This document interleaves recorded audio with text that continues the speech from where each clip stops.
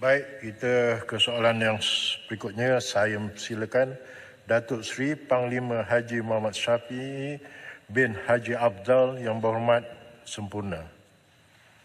Datuk Speaker, soalan nombor 3. Yang berhormat Menteri Kerja Raya. Datuk Speaker, untuk makluman ahli yang berhormat, pelaksanaan projek Fasa 1 Lebuh Raya Pen Borneo Sabah dengan anggaran jarak keseluruhan 706 km dibahagikan kepada 35 pakej kerja di mana sehingga kini 15 pakej 1A kerja telah dibuat pelantikan kontraktor bagi tujuan kerja-kerja pembinaan dengan status kemajuan terkini bagi pakej kerja yang telah dimulakan adalah 88% dan akan siap pada awal 2025.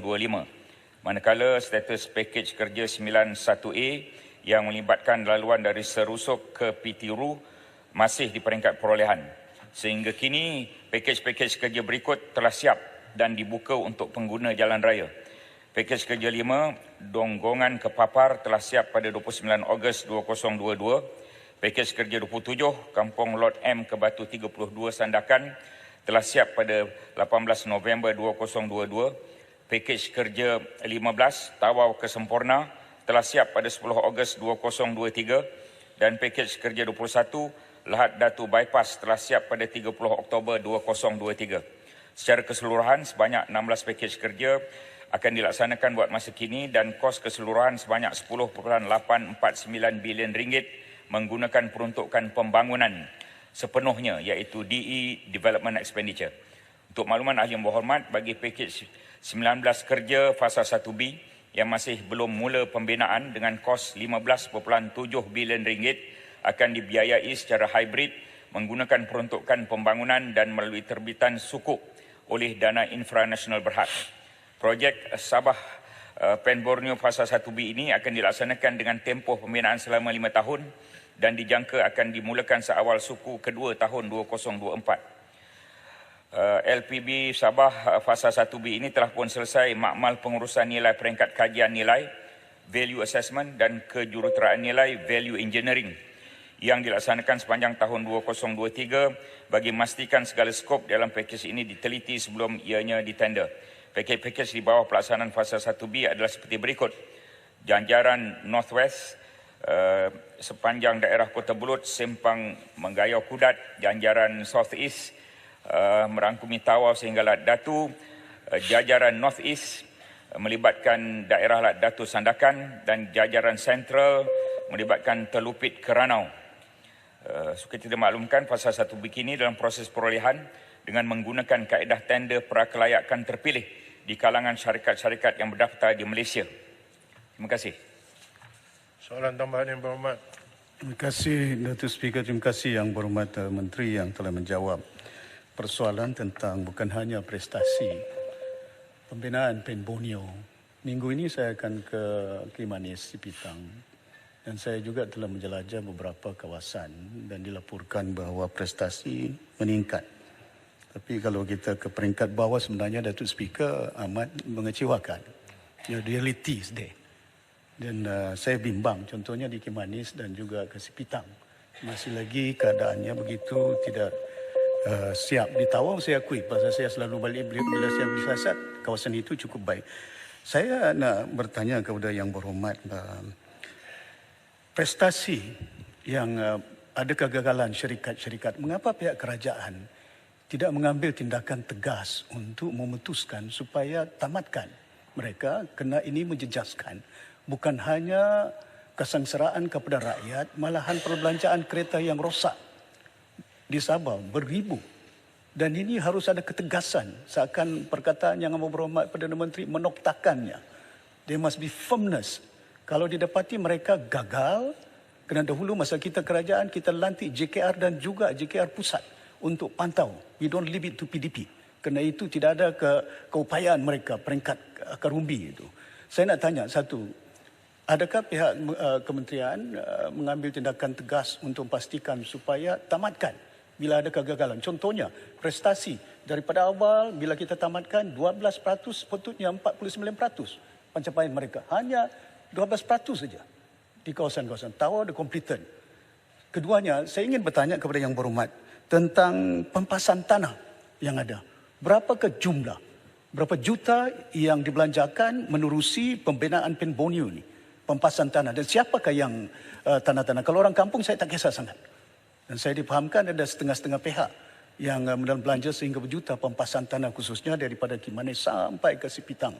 Di situ perbelanjaan dia banyak. Dan saya ingin menjarankan kepada Yang Berhormat Menteri supaya RCI juga kita wujudkan. Siasatan perlu dilakukan. Kerana ini perbelanjaan berbilion duit ketirisan rakyat ya, yang dalam keadaan yang susah.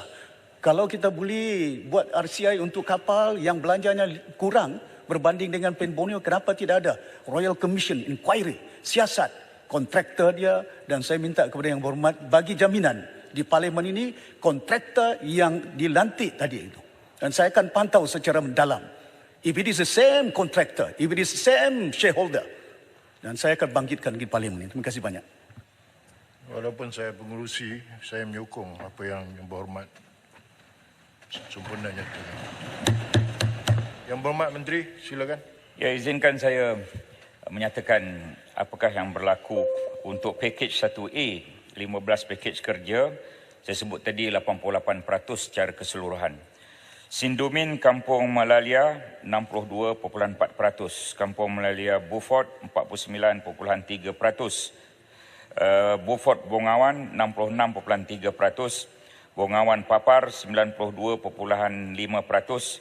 Donggongan Papar sudah siap, Putatan Inanam 76.7%, Inanam Sepanggar 95.8%, Sepanggar Bulatan Berungis 71%, Pituru Rampayan Laut 91%, Tawau Sempurna 100%, Lahad Datu Bypass 100%, Kampung Lod M Mile 32 100%, Mile 32 Moinot 18%, Moinot Sapi Nonggoh 49.98%, Sapi Nonggoh Sungai Bauto 28.8%. Jadi ini saya sebut satu persatu untuk makluman Yang Berhormat. Jadi dengan lain perkataan, jika mereka tidak dapat melaksanakan kerja dengan pantas dan mengikut masa yang kita tetapkan, apa yang cadangkan oleh Yang Berhormat untuk tamatkan itu, kita akan laksanakan. Semua kontraktor 15 pakej yang pertama ini semua daripada Sabah, Yang Berhormat, ya, semua daripada Sabah. Pakej 1A. Pakej 1B 15 ini dalam proses tender prakelayakan. Baru ini ditutup, ada 300 syarikat yang memohon. 300 syarikat yang memohon. Dan kemungkinan kita mengambil masa sebulan untuk membuat shortlist daripada 300 syarikat itu sebelum dibawa ke lembaga tender. Jadi ia mengambil masa untuk kita pastikan memenuhi 3 syarat. Ya. Syarat yang pertama, berapa banyak kerja-kerja yang ada di dalam tangan mereka sekarang. Jika terlalu banyak, kita tak boleh nak bagi sebab khawatir mereka akan terlewat untuk menghabiskan kerana ada lagi kerja-kerja lain. Perkara yang kedua, syaratnya ialah pengalaman-pengalaman yang lepas. Adakah selama ini mereka hanya buat sekolah, tiba-tiba nak buat jalan, maka kita akan perhatikan perkara itu. Dan satu lagi ialah kekukuhan keuangan adalah penting. Ya. Tender untuk 15 pakej fasa 1B ini terbuka, bukan hanya untuk Sabah tapi juga untuk seluruh Malaysia dan hanya untuk kontraktor Malaysia, dan kita tak akan buka kepada kontraktor luar daripada negara kita. Mengenai pampasan tanah, ini saya jawab bertulis. Terima kasih. Tuan Speaker, Sabah. Silakan Yang Berhormat Kapal. Terima kasih, Datuk Speaker. Saya menyokong penuh supaya projek Lebuhraya Pen Borneo Sabah ini disegerakan dan disempurnakan sebaik mungkin.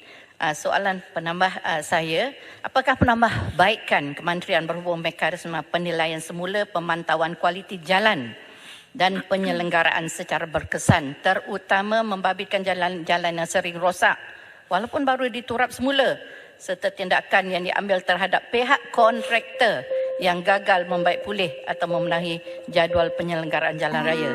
Adakah wujud keperluan supaya penggunaan drone dan sensor diperluas sebagai kaedah untuk mengesan kerosakan jalan serta penumbuhan pasukan memantau khas seperti yang disebutkan sempurna tadi untuk memantau kerja penampalan jalan oleh kontraktor yang menjalankan projek jalan raya berkenaan. Terima kasih, Datuk Speaker. Yang Berhormat Menteri. Ada 3 sebab jalan kita ni rosak. Yang pertama ialah sebab kenderaan lebih muatan, kita sentiasa berhubung bersama dengan JPJ supaya perkara itu boleh dielakkan. Yang kedua, cuaca, iaitu sukar untuk dielakkan. Yang ketiga ialah kualiti jalan itu sendiri. Jadi kita sentiasa memantau dari segi kualiti. Kita ada apps, semua dah sedia maklum. Apps itu My Jalan. Saudara boleh dapatkan apps itu, ahli-ahli yang berhormat boleh dapatkan apps itu, dan kita telah berkempen supaya rakyat menggunakan apps itu. Dan apabila kita masukkan maklumat dalam apps yang berkaitan, apps My Jalan, kita boleh memberikan terus maklumat jalan mana yang rosak terus kepada pihak kementerian. Kita ada war room, sekretariat yang menjaga dan memantau.